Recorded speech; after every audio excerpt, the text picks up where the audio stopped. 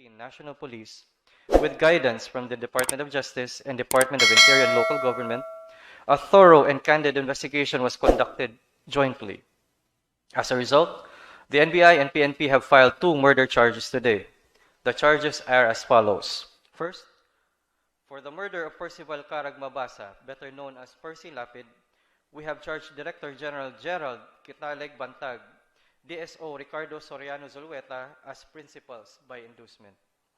PDL's Denver Batumbangkal Mayores, Alvin Cornista Labra, Alvin Micosa Galicia, and Alfie Peña Redonda are likewise charged as principals by indispensable cooperation for the murder of Percy Lapid.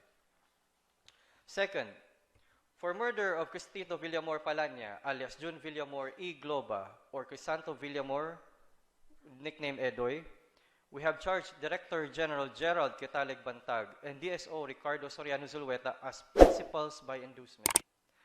PDL's Alvin Cornista Labra, Alvin Micosa Galicia, General Gerald Bantag, and Joseph Medel Jorfo are charged as principals by indispensable cooperation. PDL's Christian Dizon Ramak, Ricky Lamigo Salgado, Ronnie Pabustan de la Cruz, and Joel Alog Reyes are charged as principals by direct participation. It was found through the investigation that both Director General Gerald Bantag and DSO Ricardo Zulueta were behind the killing of both Percy Lapid and June Villamor. The sworn statements of the PDL show a clear and direct line of communication from Director General and DSO Zulueta to Denver Mayores, who communicate with Alvin Labra, who then coordinated with Alvin Galicia, who then orchestrated and executed the killing of Percy Lapid through his gang members and his gang members' contacts on the outside, ultimately ending with gunman Joel Escorial and his group. With respect to June Villamor, the same sworn statements of the PDLs show a similar clear and direct line of communication from the Director General and DSO Ricardo Zulueta to Denver Mayores, who communicated with Alvin Labra and then coordinated the same with Alvin Galicia, who then orchestrated and executed the killing of June Villamor through his gang members. This time, June Villamor was suffocated to death by a plastic bag and held by his own gang members. This unique circumstance shows that the order came from a high official of the Bucor. One usually seeks refuge and protection from his own gang members. The fact that they killed one of their own means and indicates that there were instructions from the top and the gang simply had no choice but to execute. Director General Bantag had a clear motive to effect the murders. For Percy Lapid, it was continued expose by the latter of the issues against the former on his show, Lapid Fire. This is evident from the video sent by DSO Zulueta to Denver Mayores, which was later forwarded to both Alvin Labra and Aldrin Galicia. For June Villamor, it was the attempt to cover up the murder of Percy Lapid. We have initial yet credible intelligence reports that indicate that the money trails described by the PDLs match the bank activity of those charged. The self-confessed gunman stated that the reward for the murder of Percy Lapid was 550,000 pesos. According to the credible intelligence reports, within the period of September 15, 2022 and October 7, 2022, there were indeed cash deposits totaling the amount of 550,000 pesos. In sum, all the statements given by the PDLs and gunman Joel Escorial, coupled with evidence, corroborate as to the material facts needed to prove the 2 counts of murder. All departments and agencies involved in this case extend their heartfelt condolences to the families of the victims in these 2 cases. No amount of cases filed will bring their loved ones back to this world. However, the unfortunate deaths of both Percy Lapid and June Villamor will not go in vain. The investigation has brought to light the institutionalization of a criminal organization within the government. This will be the cause of many reforms in government and the strengthening of current mechanisms to ensure that nothing of this nature will ever happen again. This concerted and coordinated effort of both the DOJ and the DILG is a war against impunity and the continuous and gross disregard of the rule of law. Thank you.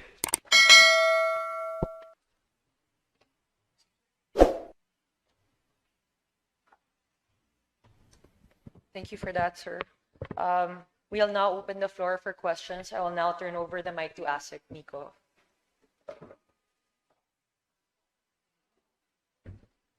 Good morning. The floor is now open to the media. Just as a reminder, kindly raise your hands and wait for an acknowledgement before proceeding to the microphone. Actually, in fact, there are 2 representatives from the DOJ who will be going around with microphones. Please identify yourself and the entity that you belong to before asking your question. Please also indicate the person to whom you are directing the question to. You are allowed 1 question and 1 follow-up to also accommodate the others. Thank you. We're open for questions. Yeah. Hi, good morning. Nico Bawa from ABS-CBN News. I'd like to know if there was a clear link from Bantag to the commanders about the order to kill Lapid and Villamor. I understand that some of them simply alluded to or implied that he was the mastermind. But other than those testimonies, are there other things that could, or pieces of evidence that could link to Bantag and Zulweta? Secretary Mulia would like to answer your question, sir. The principle that we adopted here in charging the mastermind is the totality of all the facts given to us by all the witnesses and all the circumstances attendant to the killing. So it's a totality test. It is not for us to point out a direct link, but the totality of all the acts points out to the participation of and responsibility of those charged. My follow-up question then. Normally, when the police and the NBI conduct an investigation, they subpoena everyone who are involved, especially the masterminds. In this particular case, was there a chance for them to be heard or given their side to explain, or was there a subpoena issued for these 2 masterminds? No subpoena was issued. That will come because the case was filed already. That will be with the fiscal because they have the rights to counsel and they may answer there. Pero ba't hindi sila binigyan ng pagkakataon? Hindi naman kailangan kasi pinag-aralan niya ng gusto, tinanong lahat ng testigo. And this is an exceptional case. All of these, none of these people would have talked if General Bantag remained as the head of the Bucor. The fear of General Bantag is just tremendous and unbelievable from the eyes of these PDLs. So that we chose maybe that we can say that we thought it best in conducting the investigation that we let General Bantag answer his charges formally with the fiscal's office. Next person. At the back. Microphone, please. Pleasant afternoon, sir. John Consulta from GMA7.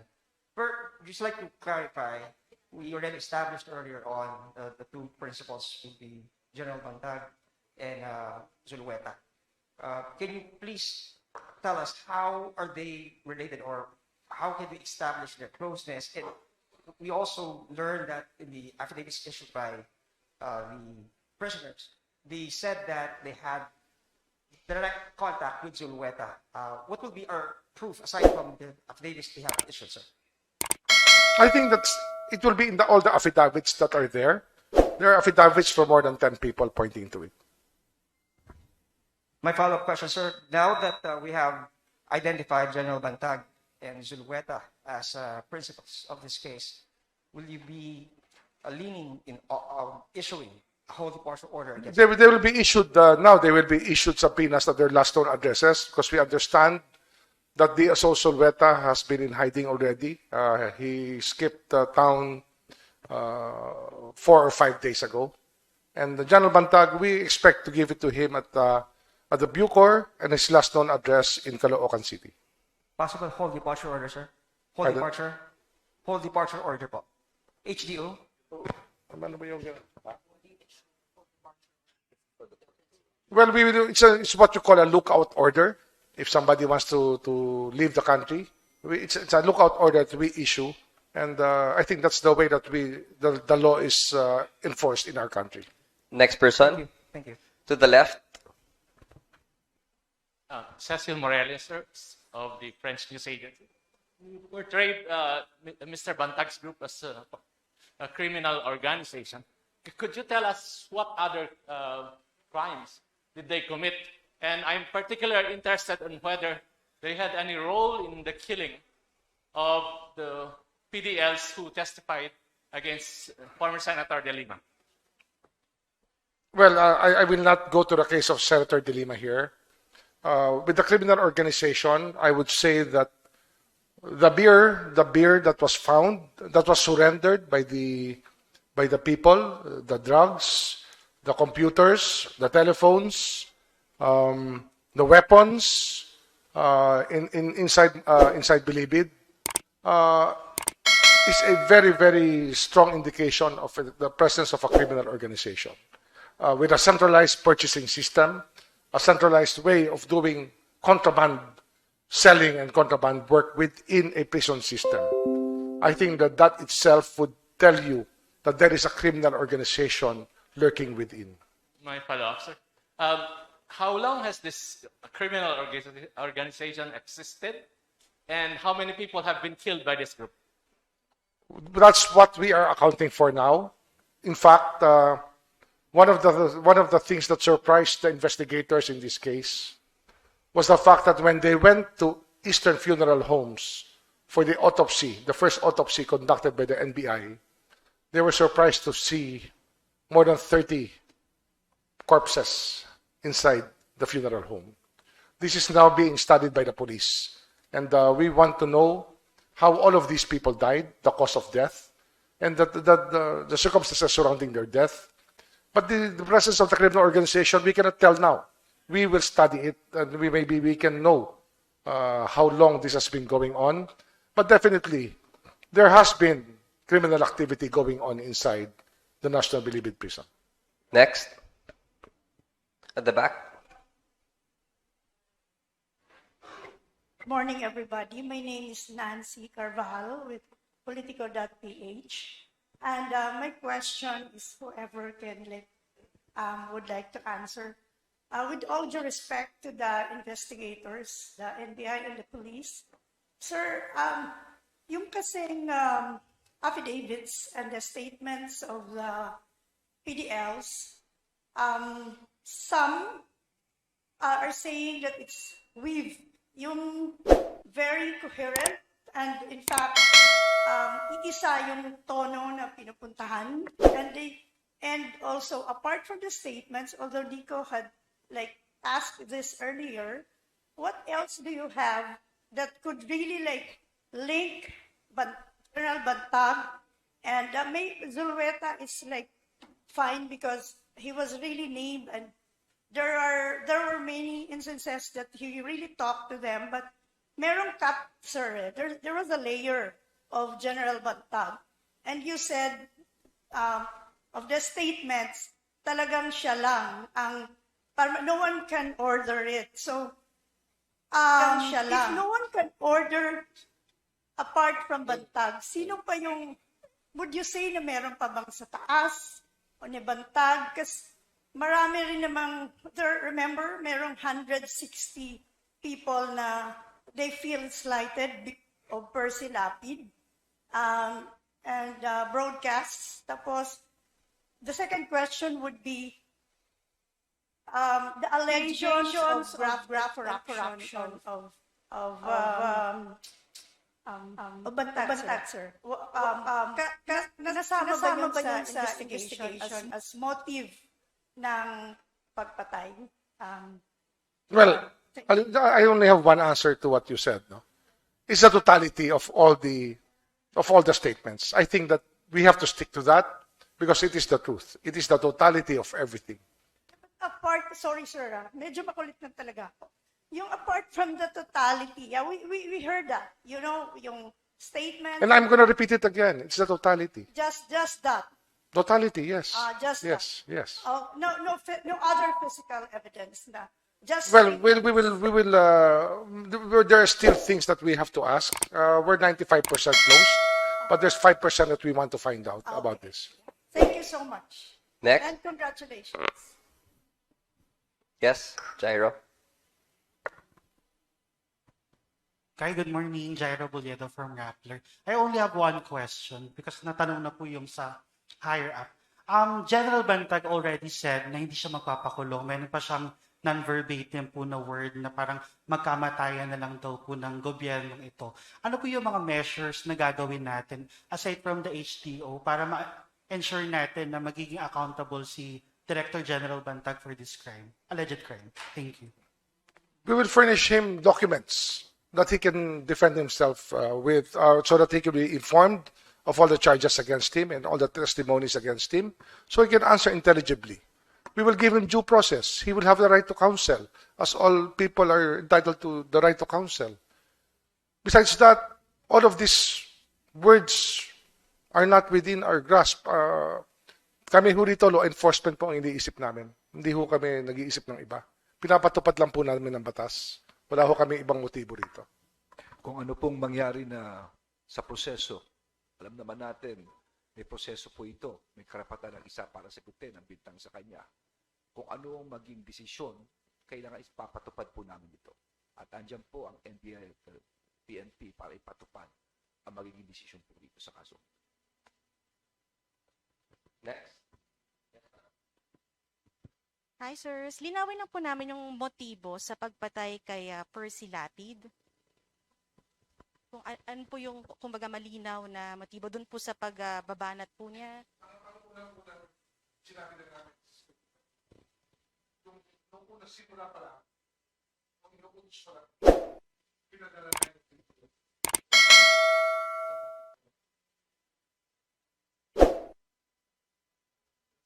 And sir, yung mga inmates po, yung sa mga dating kaso, I know na natanong na kanina, pero not specific sa kaso naman ni Secretary de Lima, pero meron bang mga nabanggit, for example, na previous cases involving Bantag and Zulueta in connection with deaths dun sa iba pang mga prisoners doon? Yan po ay susuriin din namin tuloy. Kasi nga, marami pong tanong at malabas. Kasi marami pong nagsasalita ngayon.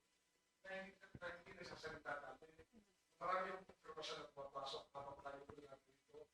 Hindi mo na uubos ang informasyon na pumapasok sa amin. Uubos ang nangyayari sa loob po.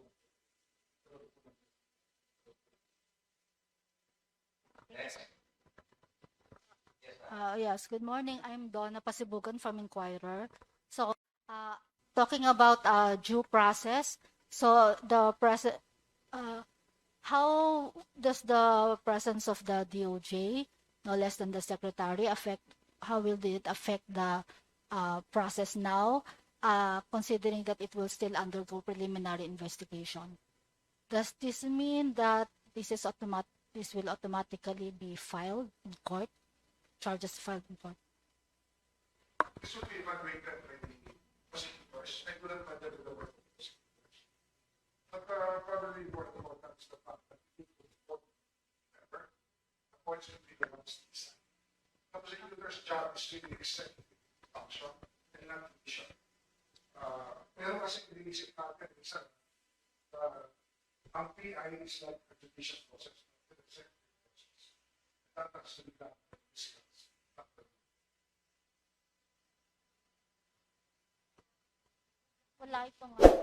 Wala itong deviation from the normal process where the investigation. Talaga yun, pagka pinag ito, diretso na sa korte. I only granted an investigation just to ensure that the Bucor and the FBI were in close contact and the police were in close contact. That is the role that we play. It's a leadership role that we play as secretaries of the Secretary of Justice. Sigurado natin maagad po lahat na makinagyan ng gobyerno for public interest.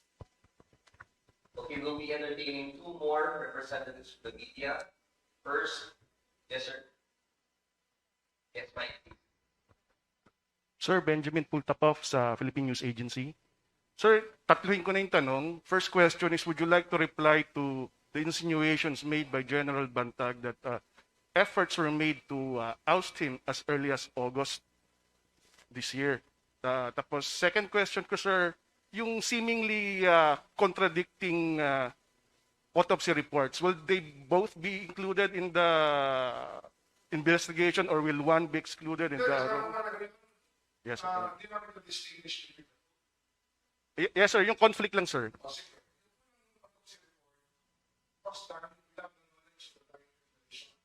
And without the affidavit of the persons who knew about how Villamor was killed. NBI came in time when they did the first autopsy. The second autopsy was guided to the They gave all the information available already because this was done a week after the NBI. So when Dr. Fortune conducted her autopsy, she already knew about the dying declaration. She already knew about the affidavit of the persons who were there when the killing of the So there's no conflict. Sir, yung first question ko ulit ay yung Mr. Bantag is claiming persecution. Tapos yung third question ko, sir, yung biglang nag-ano. Sige, sir, yung first question na lang muna, nakalimutan ko. Within our realm, persecution is not the game of the DOJ. We are here to seek justice. I don't think that somebody who is the Director General of the Bucor can be persecuted. It's one of the things that has happened. And if you look at it, he will probably be the highest official of this country ever charged with a case of this gun. It just has to happen.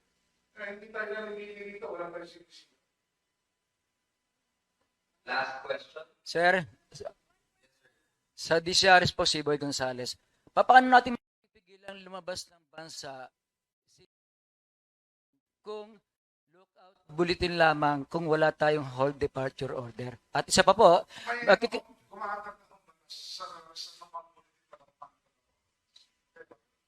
magkakaroon po ba ng panel para mapabilis ang investigasyon ng DOJ? Depende na po yan sa mga prosecutors if they find it necessary. Maybe they can create, we can create a plan para mapabilis yung process. Okay.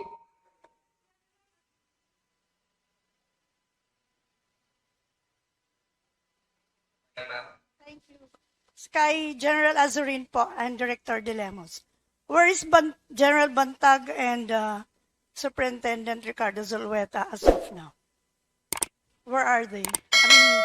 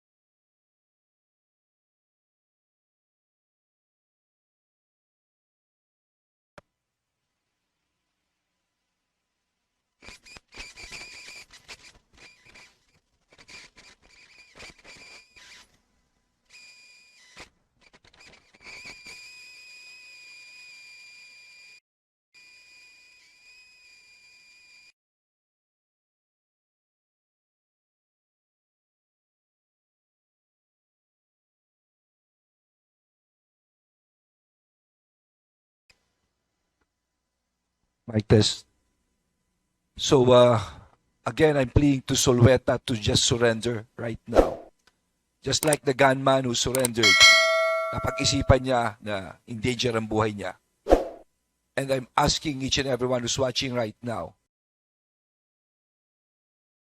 Solweta, napaka-importante niya po rito. In danger ang buhay niya. Again, I would like asking each and everyone who's watching right now na sa pamunuan po ng ating Pangulo, no, Solweta. Katrabaho po kami. Napaka-importante niya po. Hindi ho biro ito yung mga again, I would like asking each and have to look at the evidence objectively. Kaya ito ho, ang Department of Justice, ang DILG, ang PNP, ang NBI, from now on, parati ho kami magsasama to always resolve on cases. Magandang umaga po sa inyo lahat. Well, I was asked to address everybody about this investigation.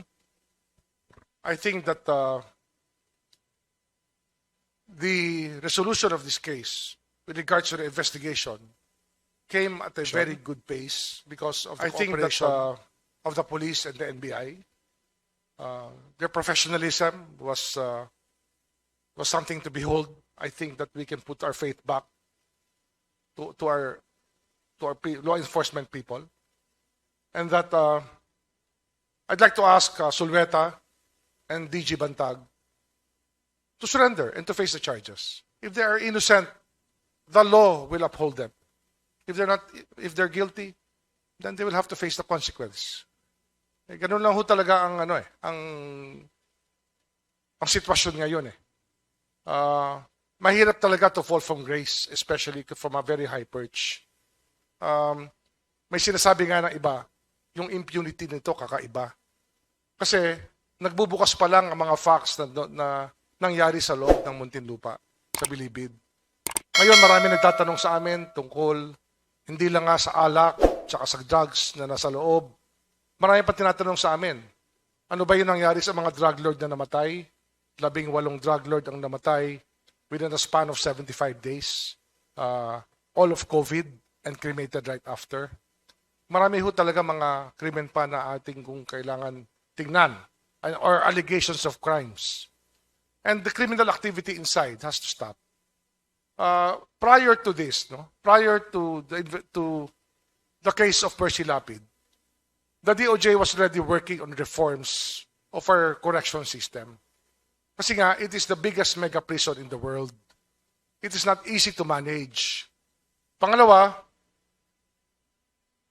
ang talagang trend ngayon sa penology ay talagang i-cut down na ang sizes ng mga prisons or mga piitan, mga kulungan to a maximum size of 2,000 to 2,500 people. Ito po na-propose na natin ito. Kaya nga, ito po meron na hong ginagawa ang DOJ dito. Matagal na. Kasi ito nga ang produkto ito talaga ang problema na na-identify na nung araw pa. So, we have to move on from this. We have to learn our lessons from this. Kinakailangan matutunan natin na hindi na dapat ginagawa ito o nangyayari ito. We do not accept it as a matter of fact or a matter of course that it will happen inside Bilibid. We have to endeavor to change it. Marami na sining ginawa tungkol dito, marami ng chismis, marami ng alingaw-ngaw tungkol sa nangyayari sa loob ng Bilibid. Ngayon, na sinasagot namin ng tanong, ba't marami pa rin tanong? Mas marami kayong tinatanong sa amin. Things that you took as a matter of fact before, ngayong hinarap namin sa inyo, parang hirap tanggapin. Pero yun po yung katotohanan eh. Mahirap tanggapin ang katotohanan. Pero yun po ang totoo. Wala ho kami mapapala rito mag-invento ng uusigin. We will not invent. We do not want to persecute anybody. Believe me. Wala ho tayong gustong apihin dito. Nilalabas lang namin ang pruweba na ibinigay sa amin ng mga tao na sasalita na may kaalaman sa mga pangyayari sa loob ng bilangguan. Tanggapin natin po na ganun ho talaga. Mahirap tanggapin ang katotohanan. And this is the truth. We have no motive here but to unmask the truth so that justice may be done. Maraming salamat po. Thank you very much. With that, we end